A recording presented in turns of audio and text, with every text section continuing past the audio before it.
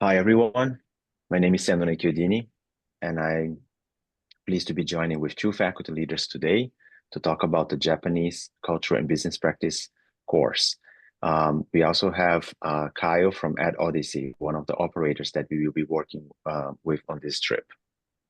If this is your first time seeing the acronyms or the word Global Business Experience, those are graduate um, level courses for students, and they are immersive in a country. Specifically for this course, students are traveling to Japan.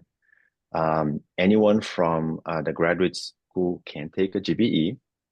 We encourage you to speak to the faculty or to the program director to make sure that the course counts as an elective.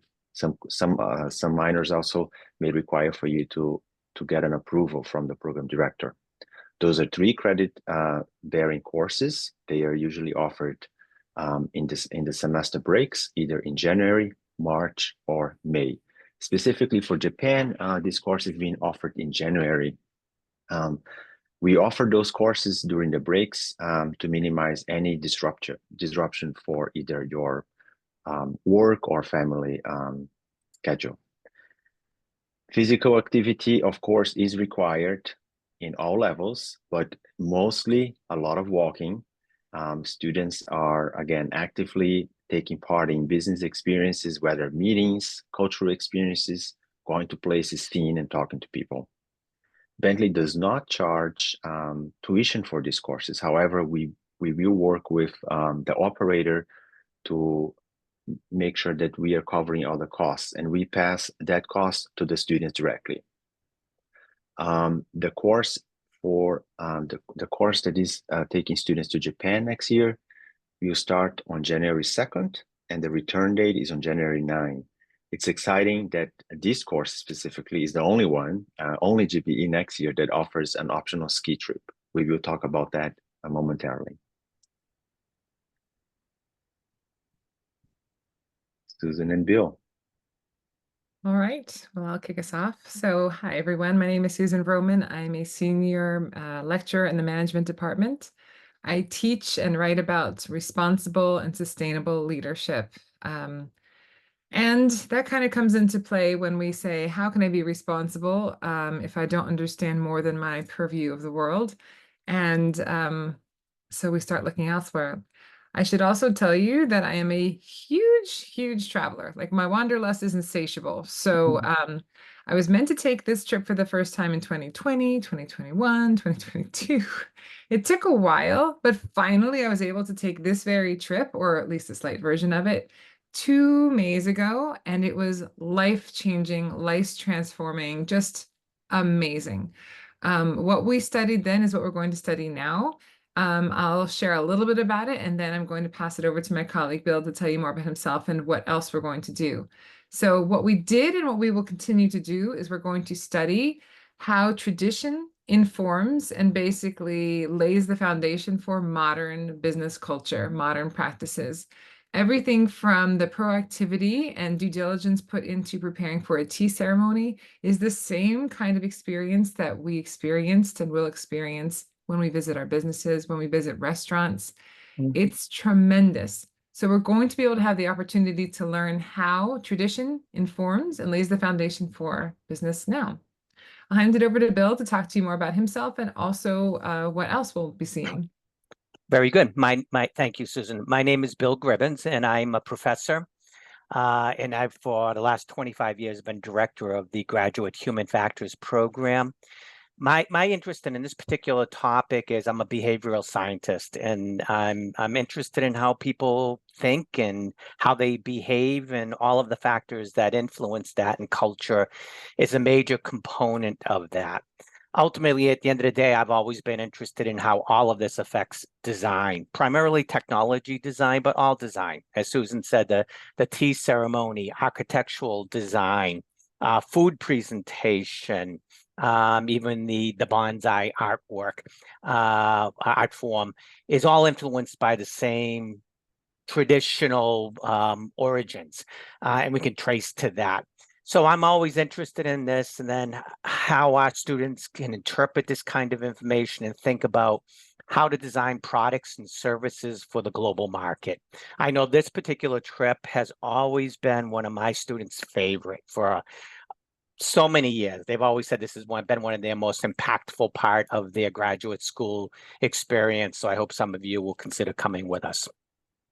Great.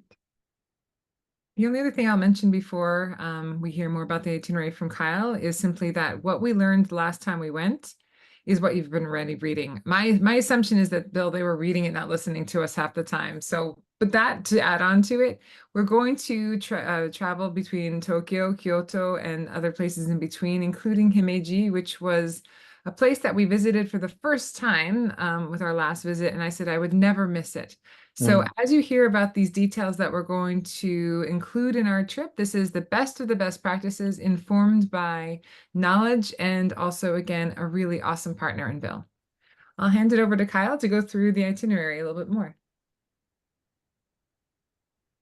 Yes, thank you, Susan. We're really excited to partner on this, and with both Sand and I, Susan and Bill, have put together what I think is a fantastic itinerary, some of which they've alluded to, so I won't go into minute details, but these are some of the highlights, and we highly encourage you to ask them, go to your study abroad office, find the full itinerary online. We can help get you there too. But yeah, let's jump into it. So first, you'll see that we're separating it into two chunks, I guess, 3 days in Tokyo, 3 days in Kyoto, with a couple of excursions in between where we'll stay overnight for a couple of days. But yeah, so first, Tokyo for 3 days. This is a pretty low-key day. Your flights will likely land in the early afternoon. You're going to be jet lagged and tired. So we didn't pack too much into this first day, but you'll arrive at the airport. Staff will be there to meet you on the ground and make sure everyone is able to get to the hotel in a group. And so again, that first day is a bit slower paced. We want you to get your bearings, get over the time change, and then that next day is sort of our first action-packed full day. But while you're in Tokyo, you'll experience sort of the juxtaposition of the old and the new. So you'll visit all the classic sites that you'd like to see. Particularly, you want to call out Asakusa, which is an area that feels very old world Japan with shrines, covered alleys, that sort of old school Japan vibe. And then in Tokyo, you'll also have your first business visit. It's going to cover U.S. commercial business to business sales. Want to remind you to dress formally this day in particular. Guest speakers will host you likely off campus in a conference room. Japanese businesses are somewhat restrictive about who they bring onto their turf. So we'll be off campus, but want to remind you to dress very, very formally this day. We're going to have a couple of people come in for Q&A sessions and very interactive chats in addition to just lecture. And then cracking on, we're leaving Tokyo. You'll have your first trip on the bullet train, and we're heading to Kotokuin to check out this huge monumental Buddha statue that is obviously an integral part of Japanese spiritual life. So just wanted to call your attention to that. So looking at these sorts of cultural elements that will complement the academic and business aspects that Susan and Bill will share more about. But this next night, you'll also stay on Lake Ashi, the picture on the top left, where you'll have views of Mount Fuji, and it's just an amazing, beautiful nature area. Here, we're staying on a mountaintop, very traditional Japanese accommodations with matted beds, meals included, very regional dishes for breakfast and dinner. So think old school Japanese bed and breakfast here. It's a really fantastic experience. And again, another great juxtaposition from everything that you're experiencing so far in the big cities of Kyoto and especially Tokyo. And picking up and moving for the next night as well, spending a night in Himeji, as Susan mentioned. 2.5-hour train journey here, again on the bullet train. It's famous for being the largest castle in Japan. So something truly a sight to behold right in front of you. Another cool town, covered streets, karaoke, great shopping, food, and things like that as well.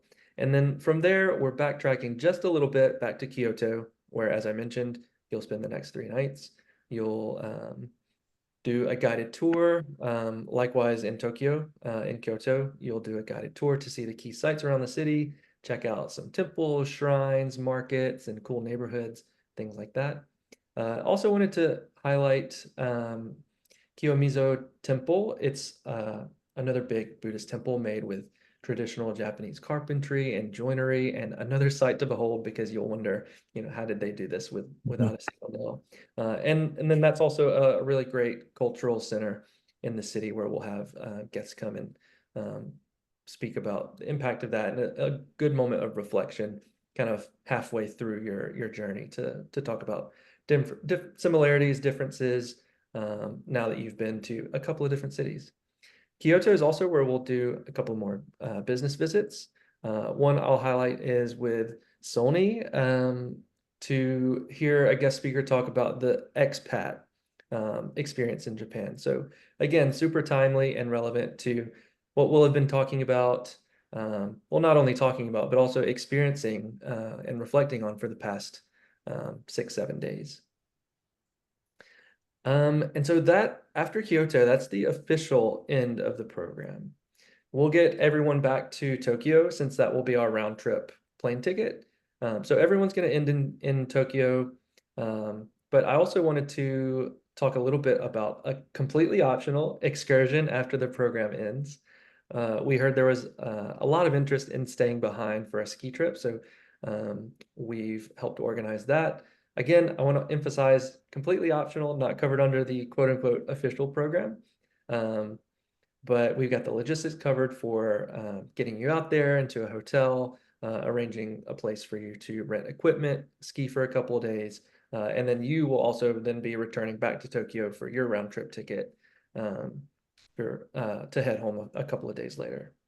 So that's it. It's an action-packed couple of days, and we're covering a lot of ground, both literally and figuratively, with the academic and business and cultural side of things. And we really hope to have you join us.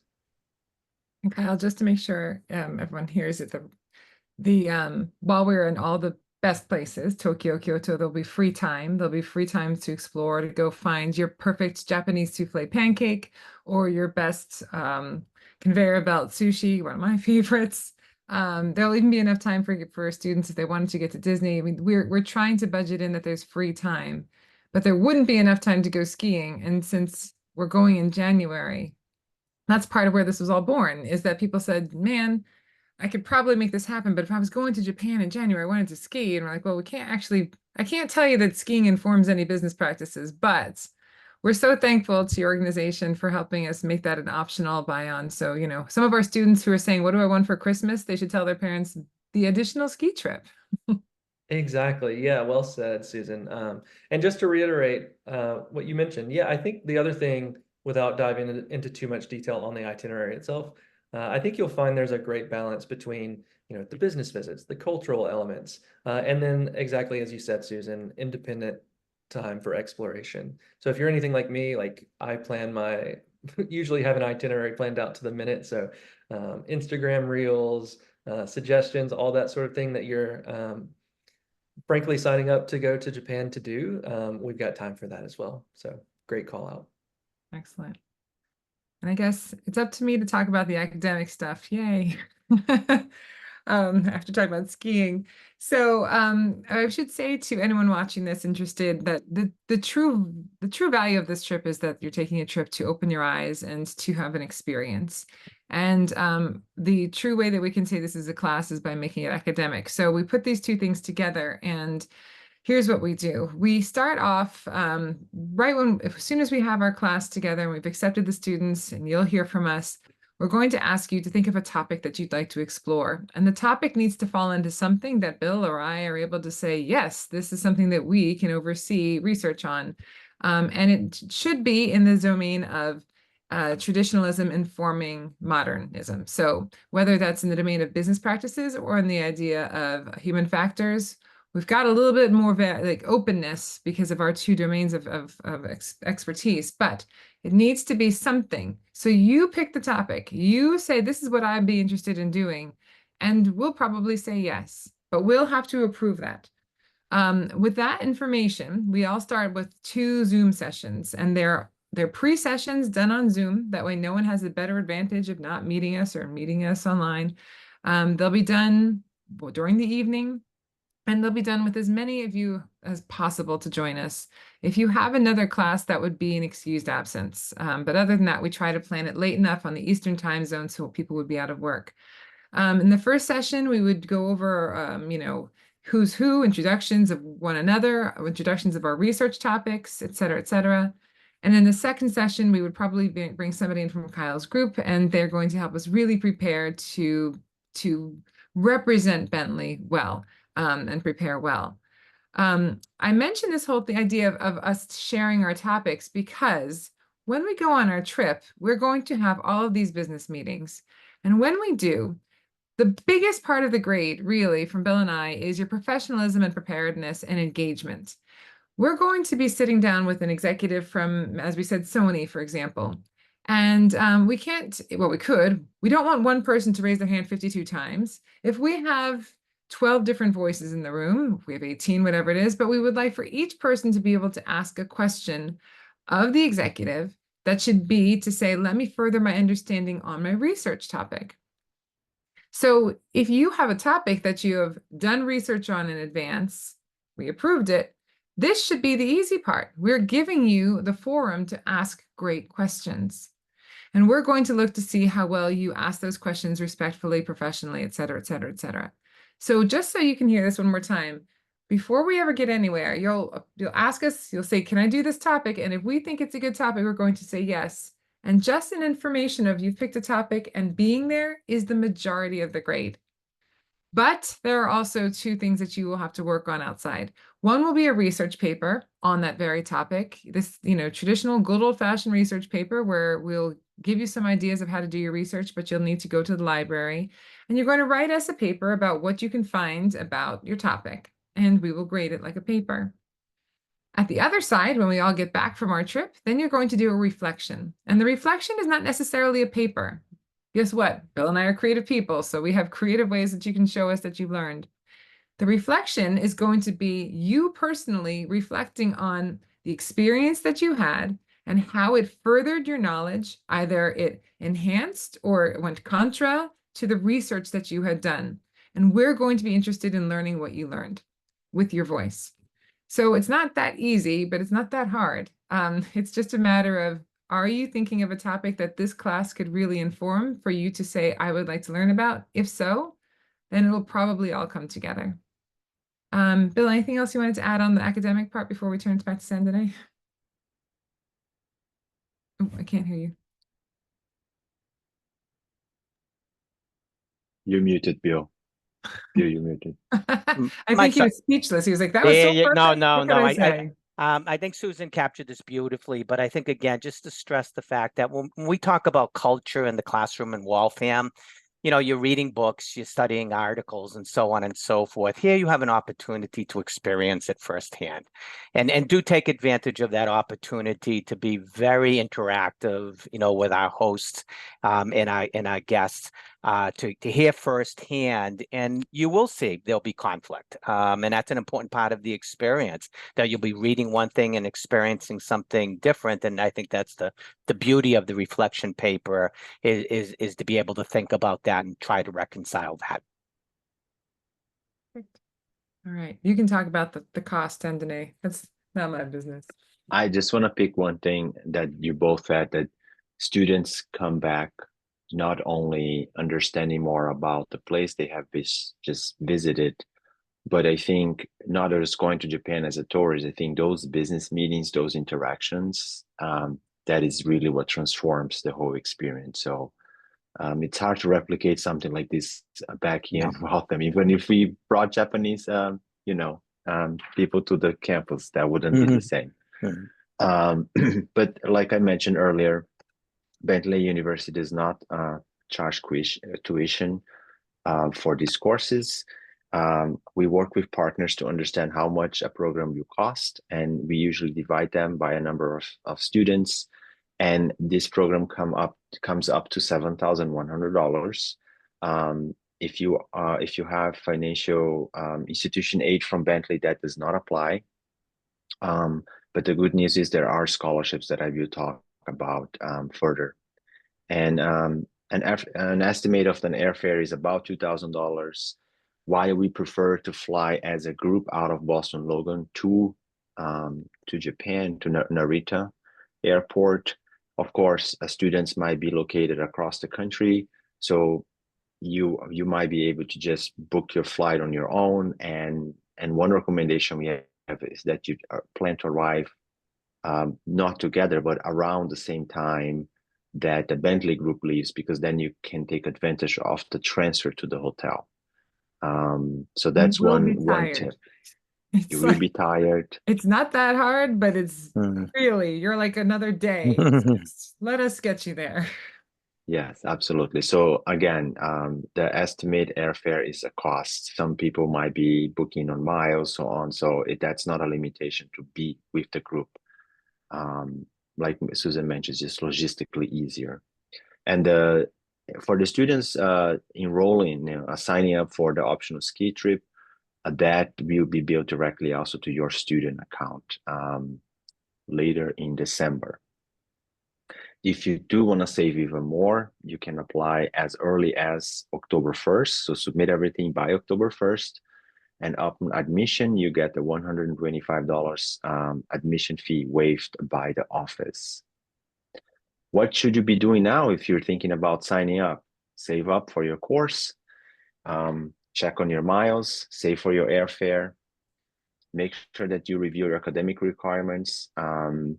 Most of the graduate programs do allow you to take a GBE as an elective, but the course brochure itself has a very clear description of what course is done. So please make sure that you align the academic planning, speak to the program director to make sure that this counts as an elective.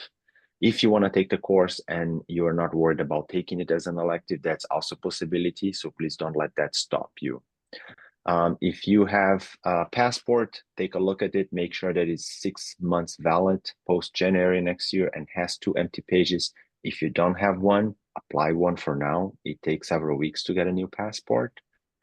And the final deadline for all the applications is October 15. So please mark your calendar for October 15. All the information that we just shared is on the program information page. The syllabus is also updated there. What you can do also is start drafting a 1-page letter of intent.